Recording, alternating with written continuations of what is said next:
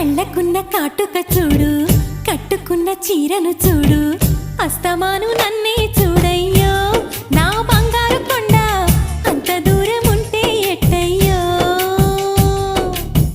చెవులకున్న దుద్దులు చూసా, ముక్కుకున్న ముక్కెర చూసా, చూడమన్నవన్నీ చూశానే. నా పువ్వుల దండ చూపకుండా ఎన్నో దాచావే.